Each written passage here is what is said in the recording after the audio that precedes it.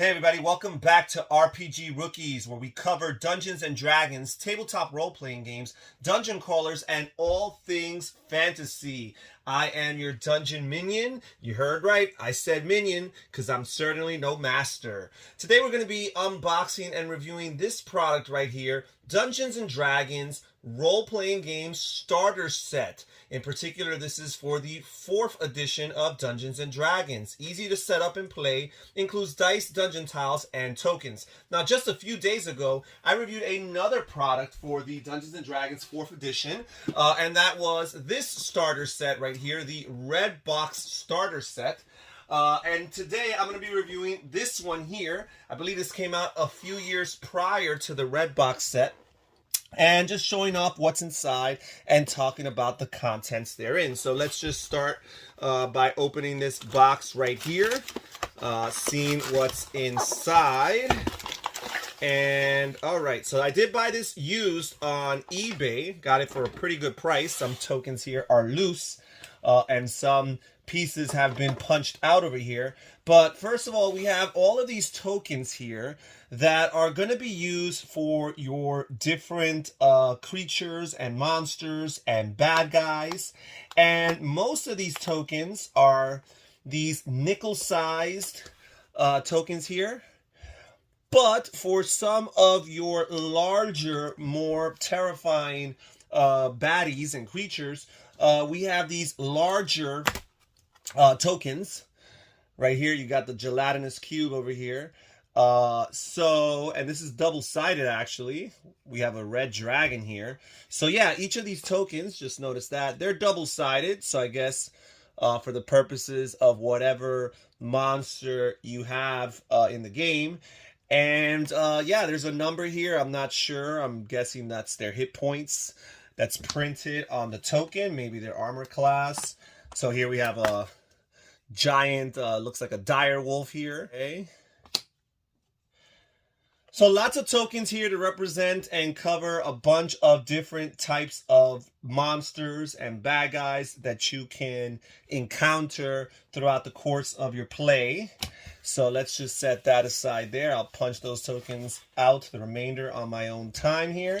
And then we have the dungeon tiles here. And you've got this big checkered box, almost squared dungeon tile here. It's double-sided. These are double-sided, okay. Then we have these smaller dungeon pieces, these smaller 2x2 squared, double-sided again, right? The other side shows a shadow, a silhouette. So there's that.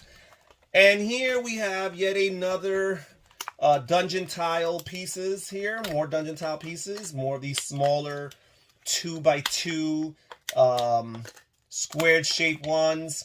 And then the larger ones here. This is double-sided. It looks like there's a little bit of, overland area surrounding this dungeon tile here. Okay.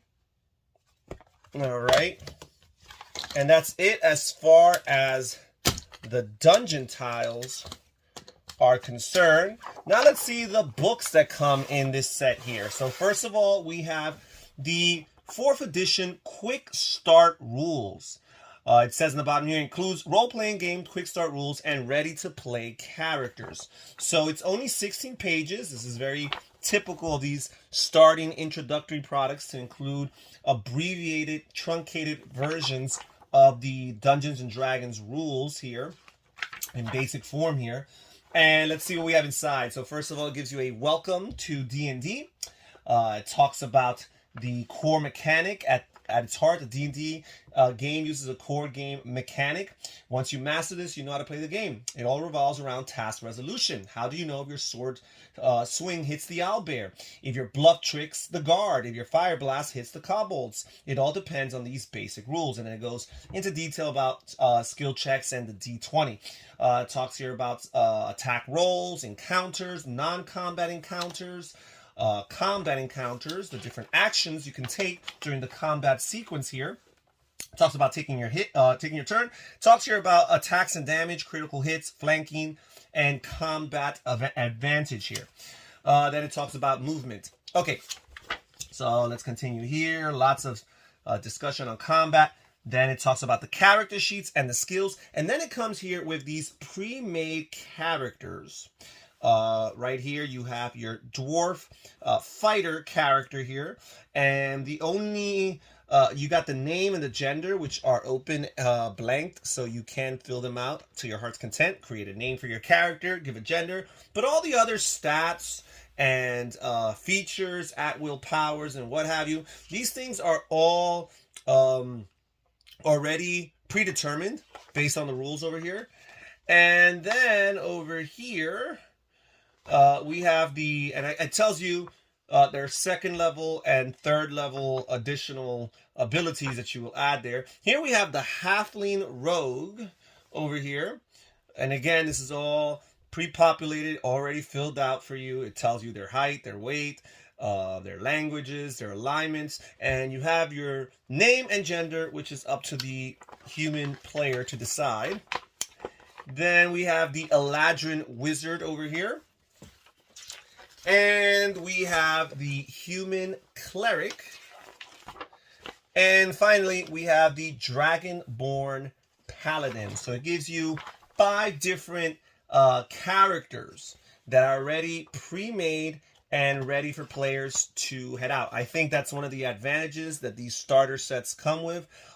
Some people are not big fans of that because, yes, a lot of the allure and the joy of setting up and entering a game of Dungeons and Dragons is creating your character or bringing back a character that you've already created in order to go on more adventures, as opposed to just getting a pre-generated character. However, that can be a daunting task, especially for newbies, new players, RPG rookies, and I feel like it's a way of removing that pressure from them, and it serves as a reference point. After they play a few adventures or a campaign with already pre-made character, they will know what they like about that character and what they do not like about that character, and that will serve as a reference point in future experiences for creation of their own characters. So that's the start rules here. Then we have here the Dungeon Master's book.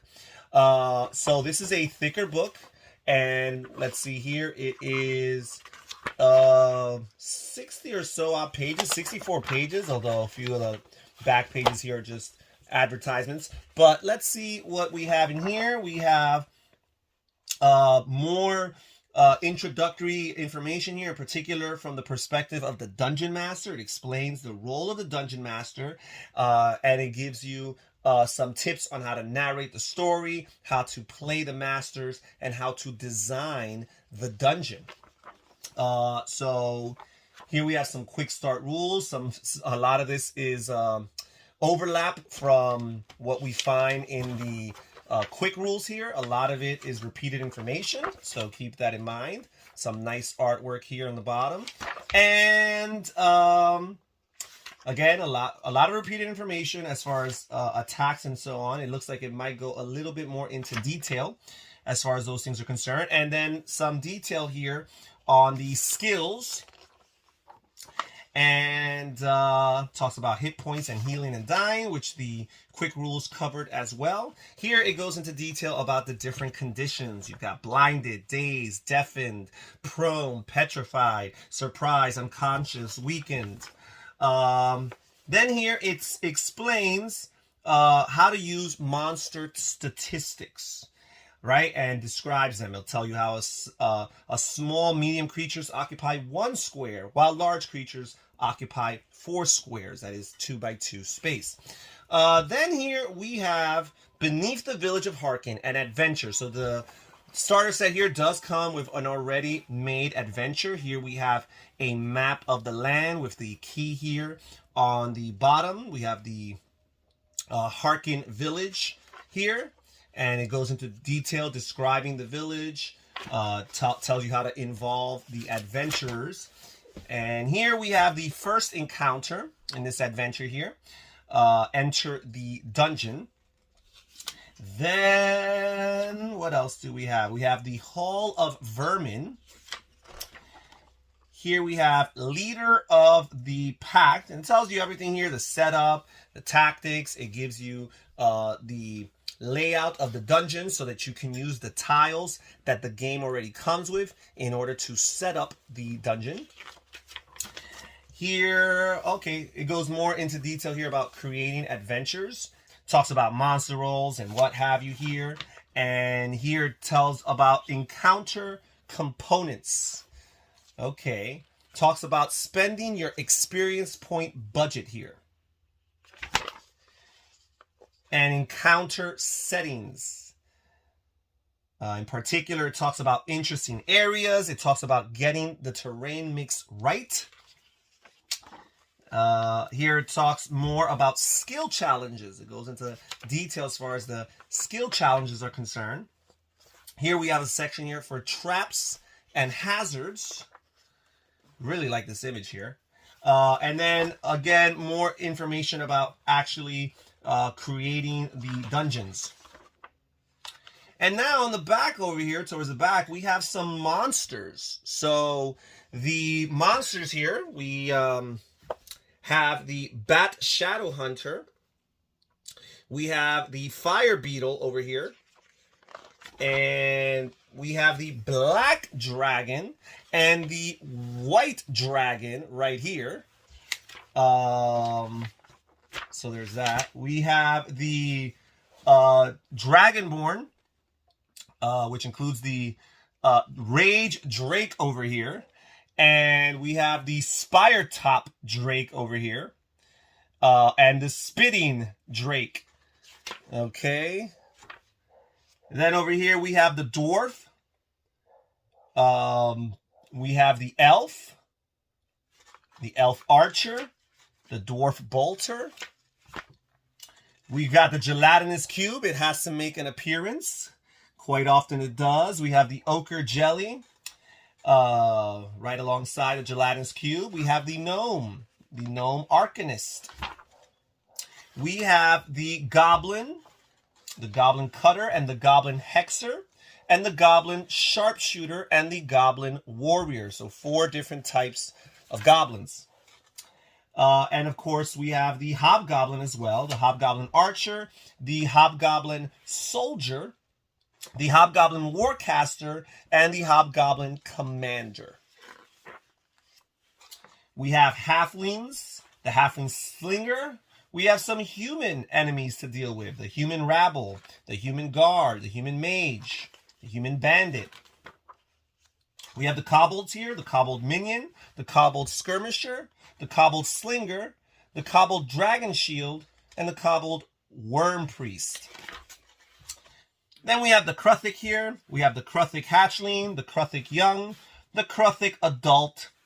We have some Orcs, another prevalent, ubiquitous creature or monster or race that we find quite often in D&D games. We have the Orc Berserker, the Orc Drudge, the Orc Raider. Then we have the rats here. We have the Giant Rat, and we have the Dire Rat. We have scorpions, the Stormclaw Scorpion. We have skeletons. We have the regular skeletons, and of course we have the decrepit skeletons. Tough to tell the difference, huh? All right. Then we've got the Ghost Spectre. We've got the Phantom Warrior. We've got some spiders here. We've got the Death Jump Spider. And we've got the Web Terror Spider. And then we have the Sturge. We have the Warhorse. And we have some wolves. We have the Grey Wolf. And of course, we have the Dire Wolf. And finally, we have some zombies. We have regular zombies and zombie rotters. And that's pretty much it as far as the monsters is concerned. I'd say that this is a pretty decent sample and comparable to lots of the other starter sets. My initial critique here is the fact that the game only comes with a 3 encounter adventure. So it seems a little bit short. I'm hoping that these adventures are of great value and good positive experience, because it feels like from a quantity perspective, they are lacking. You just have 3 encounters, and as I've shown, some of these other starter sets and boxes have more robust, longer adventures that have several encounters contained within. So a little bit meager as far as the amount of encounters, but again, sometimes it might be a quality versus quantity thing, and I preferably do prefer quality over quantity, but it's always good to have a little bit of both. So that's pretty much it. There's nothing else in this box here. Oh wait, I spoke too soon. There are some more things. The person who I bought this from bagged a few more of the dungeon tiles. It did seem like a lot of them were punched out, and a few of the tokens here. I guess this is the hero tokens. This here is the dwarf right there. And yeah, so good to know. And of course, these starter sets typically do come with these different dice, the 6 different types of dice that you'll basically need. Your D4s, your D6s, your D8s, your D10s, and your D20s. And these older sets here always included them in different colors to distinguish them. I kind of just prefer one color as long as it's a really cool color that I like. And that's pretty much it. There's nothing else here as far as that's concerned. And that was our unboxing and review of Dungeons & Dragons role-playing game starter set. Again, in particular, this is based on the 4E 4th edition rules of the game. Please comment down below, guys. Tell me what you thought about this video. And yeah, we'll check you next time. I'm going to continue sharing some unboxings and reviews, in particular of introductory materials that you can use to get into or further learn more about Dungeons and Dragons. That's it for today for RPG Rookies. Thank you for joining us. Take care. Bye-bye.